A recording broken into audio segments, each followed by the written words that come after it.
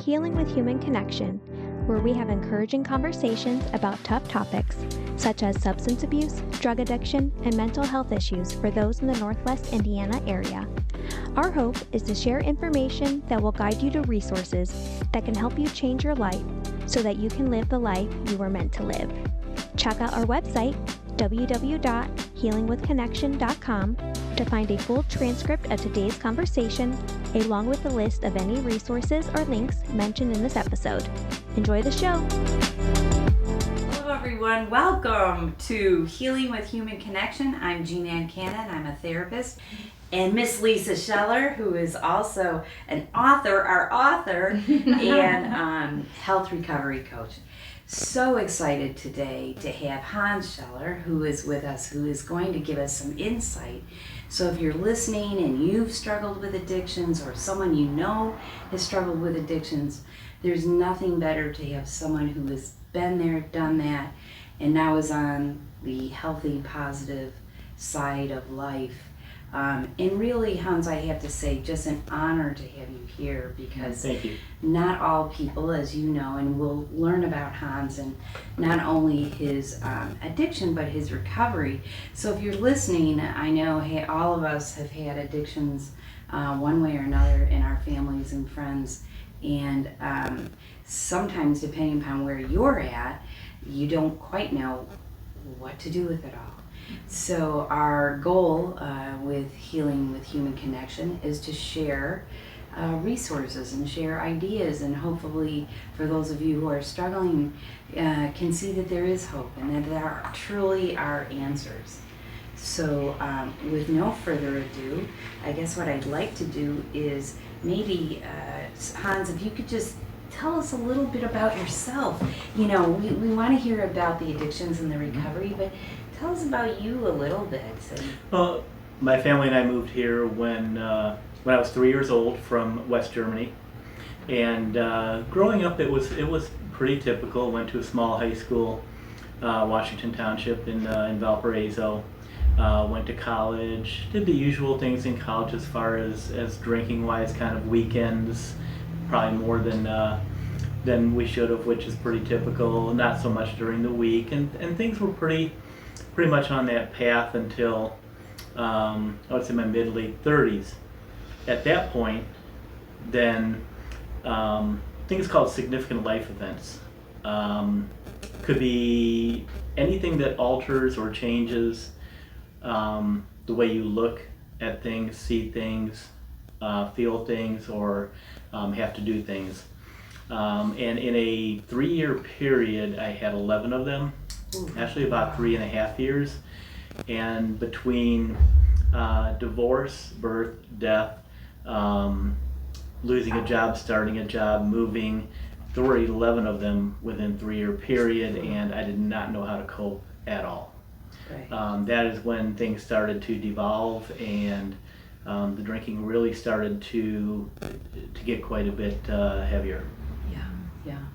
So interestingly, sometimes anyone listening might have a drinking or a drug issue just because, but sometimes, as you're saying, within a 3-year period, you had big events, big life events, negative life events that you just didn't know how to cope. Mm-hmm. Yeah.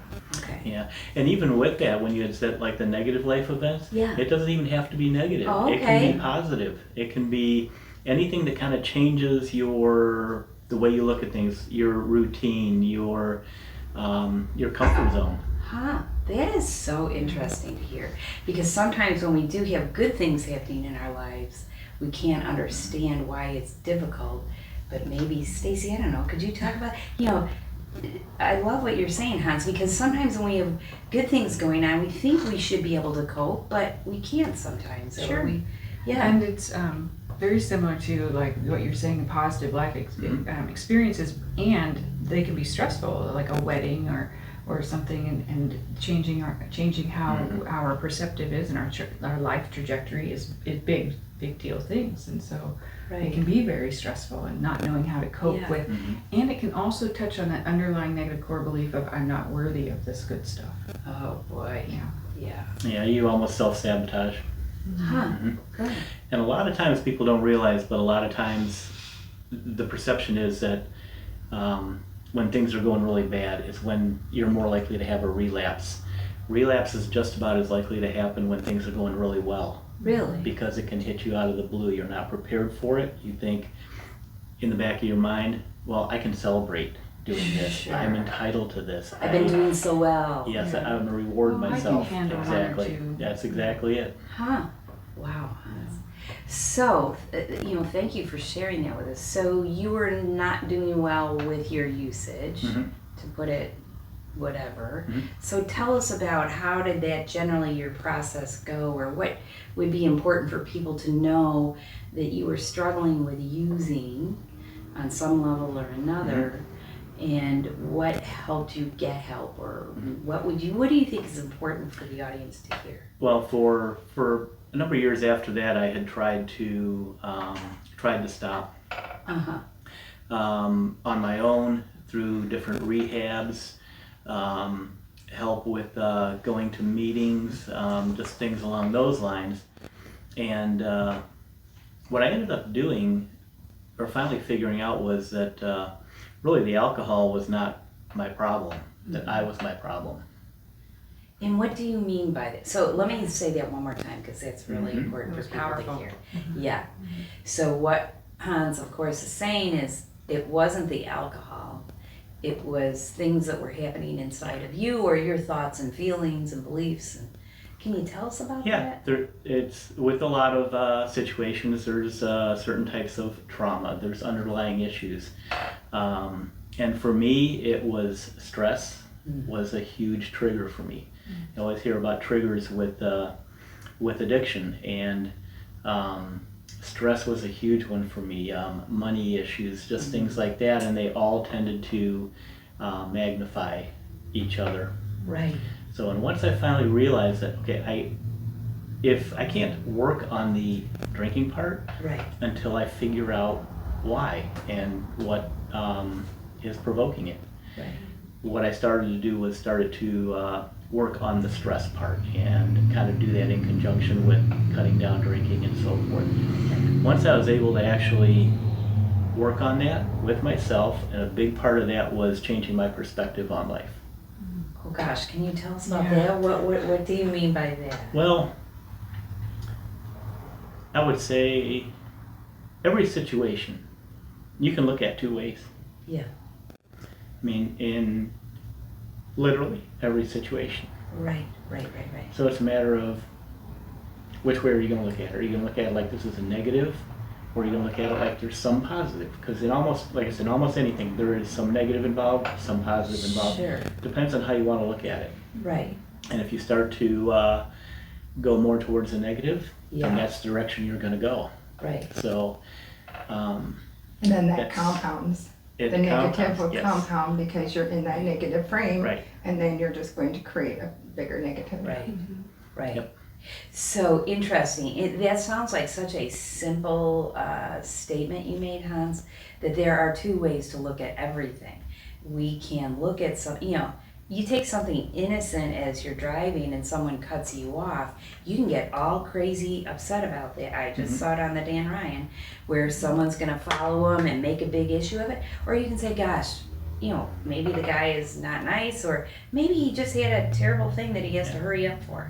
So two ways to look at something. And same thing about when we talk about general family stress or money stress. I'm very conservative. My husband is, oh my gosh, it's a terrible stress. And sometimes they're very subtle, right? Yeah. Sounds like we don't even realize. Exactly. And there's things that, like what you had said, things that happen, and we make a judgment on a very small snippet of somebody's life, or a few seconds. This was a few years ago when I was going from Chesterton to Valpo. There's a road, Calumet, which is very hilly, and there's no way to pass anybody. And somebody was going about 30 miles an hour. And I was not happy. And I was frustrated because I was going to church, and I was running kind of late.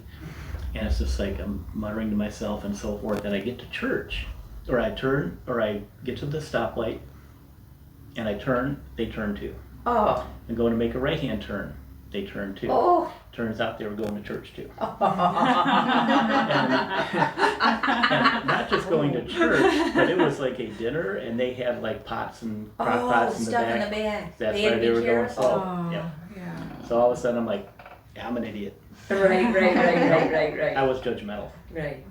That's what maybe it was. you're When I didn't know, because I didn't know. Right. And your new awareness is, there's two ways I can look at this. Yeah. Yeah. But that's hard. Doesn't it take a lot of emotional energy to think there's two ways I can look at this? I can get upset or... Yeah, the main thing with that is to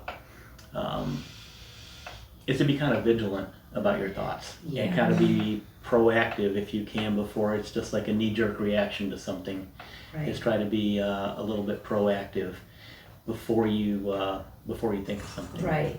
But can you, for anyone listening, thinking, wow, that all makes a lot of sense, how does one get help, or how, maybe to ask you, Hans, how did you learn that insight of, gosh, I have to work on my stress and my thoughts about money? How did you work on that as you stopped drinking? Can you tell us a little bit about it? One axiom with addiction is you try to avoid people, places, and things.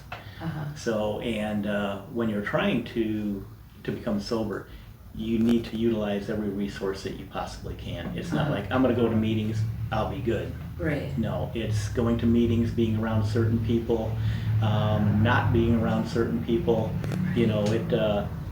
It's just, you do everything you possibly can, from an environment to going to different types of meetings to what you read. I mean, just, everything that you possibly can. So recovery is really multifaceted. Most definitely. Yeah. And it's not a destination, it's a journey, and you learn as you go along. And now what you do for a part-time job is to be a recovery coach. Right. Right. Can you tell us about that? Basically, what I do is I'm not a therapist, a counselor, anything like that, Right. a sponsor. Mm-hmm. What I do is people who are relatively new in addiction or in recovery, is that I kind of am like a guide, because I've been there. So I know when they tell me I'm going to do it, I know exactly what you're talking about. Yeah. I was there too. Right. So, and I can kind of, I can understand them, I can empathize with them, and I can kind of steer them in the right direction on guideposts on what they can be doing. Right. Oh, Very that's nice. good. And as you say, Lisa, it is a journey, not a destination. Everyone's recovery is different. And maybe everyone's needs, and certainly, Stacy, in therapy, everyone's needs are different in different stages. Like, I guess one thing would be, again, for someone listening, thinking, like Hans was able to look at his life and his thinking and really analyze it. What advice would we give someone listening? Where would they go for help as a beginning step? I would say you could go online. There are dozens and dozens in any area of AA meetings you can go to. Smart recovery meetings, which is self-management and recovery therapy. You can do those type of meetings. You can, at a meeting, ask about finding a sponsor. To reach out to Recovery Connections. Yeah, Recovery Connection, where I work at. It's a division of PACT in Porter County. Okay. We have recovery coaches, and everything that we do also is free of charge. We work off of grants, so we don't charge anybody anything. Great. That's fabulous. Stacy, we're going to say I was, something. but I lost it. It'll come back. It'll come Well, back. maybe I remember. Yeah, good. So what I particularly appreciate and love about the peer recovery specialist part is that people come to you and they know you've been through it. It levels that playing field, because I'm in recovery, so when I go, I want to know that they're not sitting above me, judging me, looking down at me. Exactly. And so and I also get help and hope from meeting someone that now has their life back together. So there's some healing in it. Like, oh, I want what you've got. Help me get there. How did you get there? Yeah. Right.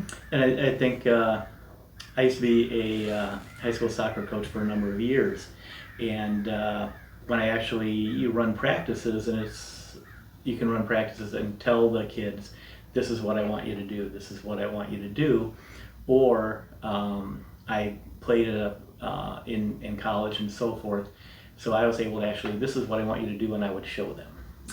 And And I think one thing that does is, it just gives you instant credibility.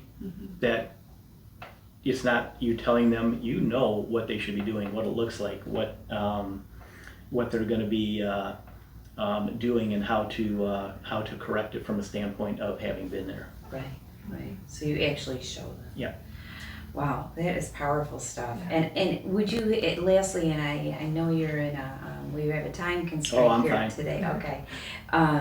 Maybe Lisa and you, Hans, can talk about family members of loved ones. What thoughts would you have for them? Everything from beginning, middle to end. I don't know, Go ahead. Lisa.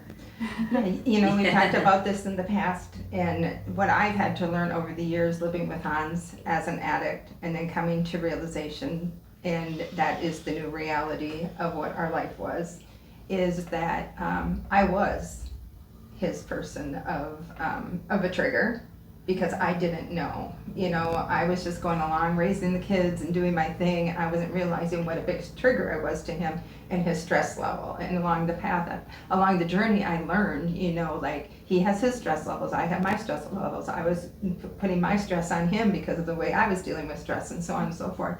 But I would say, it is a family disease. Hans had the addiction part, I had the family part. It became a vicious cycle. And we both had to get our own help, our own care. My recovery from this is a journey that I have to learn different ways of thinking, just like Hans said, different beliefs, different, not being so judgmental. So I would just say, if you're a family member going through this, you need to get help as well, because we don't have all the answers, but we have to look at things in a different lens as well, because we were just used to, my upbringing and the triggers that I had, triggers I was seeing in Hans, and I had to relearn those things. So I would just say you need to go and get your own personal help. Like Lisa said, addiction is a family issue. I kind of liken it to tossing a pebble in like water, and it ripples out, because it ripples out and it affects family, friends, co-workers. If anybody, addiction, if you're driving and you're under the influence, it affects the people on the road. It affects everybody around you. So. Yeah, and it's so, I know, having a father who ended up being recovering, just what you're saying, Lisa, I needed as much help dealing with it as my father did with going through his journey. So just because there's concepts to understand that you don't get, we can't fix it, but we can do things that are more healthy, healthier emotionally and otherwise, and not be a trigger, right, Lisa, that you talked about. So that's the exciting part. That's the exciting part. Yeah. And we have to realize it's a generational too, because Hans coming from Germany, the way his family dealt with stress, the way they came together and drank to deal with it, stress, come home from work and you're drinking. That wasn't the upbringing I had. The upbringing was totally different. So to see that, you didn't put really two and two together until it started to affect your life, and going, well, why is he doing this? It's because he was dealing with things the way he learned how to deal with things. Sure. I was dealing with things the way I learned how, and the two were not doing well together. Mm-hmm. Right, but that takes a lot of emotional courage to say, whoa, I need some outside help on this because it's not going so well. And it's not an intelligence thing. Like some people think, I'm a smart person, why can't I figure this out myself? It really is about being in relationship with other things, as you said, Hans, reading about it, going to meetings, having a grab bag of recovery tools. Right, as far as identifying what the issue truly is, almost the addiction to drinking is more of a symptom than the actual, it's finding out what it is. I like what you said before about journey and destination, because every single one of us have the same destination. Right. There's no way around that. So it's all about the journey and enjoying where you're at, and always trying to, improve, whether it's mentally, physically, relational, emotional, everything. Great. It's beautiful. Anything else? Hans, Hans, thank you so much. Thank you. Yeah. Hans, what a delight. Yes, thank Well, you. first of all, you're so calm, and it's so Yes. delightful to talk to you about it. Mhm. But the things you said today are so powerful. So thank you with sharing. You know, we're so appreciative of the people who have gone through the gut-wrenching challenges of addictions are so kind to share. So thank you. No, not a problem. I mean, one thing Lisa and I are trying to do is kind of reduce the stigma associated with it. Right. Because, Yeah. I mean, it is what it is. Yeah.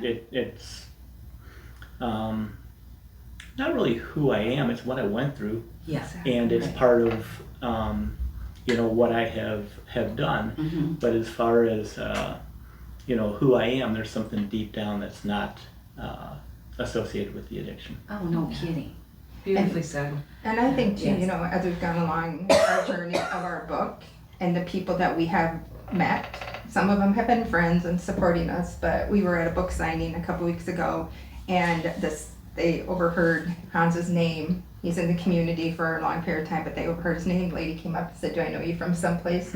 And he's like, "Oh," because he's been in different walks of life, and he wasn't like really sure because he hadn't Yeah. seen this lady for a It's long out of time. context. And Yeah. then she's like, "Oh, I had no idea." And somebody from about, 20 years, 25, 30 years ago, and she said, and she just went on about, "Thank you for putting this book together because now it's going to help raise the stigma, and I'm going to buy 3 books because I know my family members who need this book." And it was just somebody that happened to be there at Barnes & Noble that night that Right. was just like, wow, so whatever that is, we just want people to know they do not need to walk this journey alone. Very Yeah. good. And when I was actively drinking, if somebody came up to me and said, "Do I know you from somewhere?" I had a pretty good idea. It wasn't a positive, positive conversation. But in this case, it was somebody who, when I was the director of the Boys and Girls Club in Valpo, that they had been heavily involved, and it had been obviously, 30 years, at least. 25 years since I've seen them, and I've changed a little bit, but they did recognize me, and so a it was positive very encounter. much of a positive How situation. Wonderful. Well, you're bringing a lot of positive to the world, both of you. Thank you so much. Honestly, thank you, Hans. Yeah, thanks for being Thank with you us. so much, Lisa, Stacy, thank Yeah. you. Megan, thank you. And for all of you listening, there are answers out there. There are solutions to all of our problems. It's having the courage to ask and find out. And for we'll put yourselves. Hans's information up if he wants, anybody wants to reach him at Recovery Connections. Mhm. That would be great. Fantastic. So really, as Hans beautifully said, at the core is self-care and looking at what makes us, our belief systems, our thoughts, our behaviors. It's not so much the drinking, but all of those things that make us up and how we relate to ourselves and the world that sometimes needs a little bit better analysis. if you Yeah, will. one of the things that when I do work with people, one of the things that I do focus on a lot, and I talk about every time I meet with them, is what are they doing for their self-care? Yeah, self-care. Too many situations when people are using it's like, well, I'm not worthy. I'm not worthy of taking care of myself, and it's like, I need to punish myself. Yeah, oh, no doubt So- about it. Or in this rush world, we think it's just miraculously self-care, emotionally, physically, spiritually, self-care is just going to happen. Yep. No, it doesn't. Nope. And we're not talking vacations to, Bali. We're talking every day, calming ourselves. How do we Nourishing our soul. Yes. How do we deal with financial stress? How do we deal with the stress at work? How do we deal with our relationships? Right. So, but that takes energy and time. And what I hear you saying, Hans, is that's the investment in That's the ourselves. priority. Yeah, thank you. For sure. Yeah. Great. All right. Well, everyone, Okay. have a great week. We'll see you again soon. Thanks for joining us. And as we always end, be very, very, very kind to yourselves. Thank you. Bye-bye.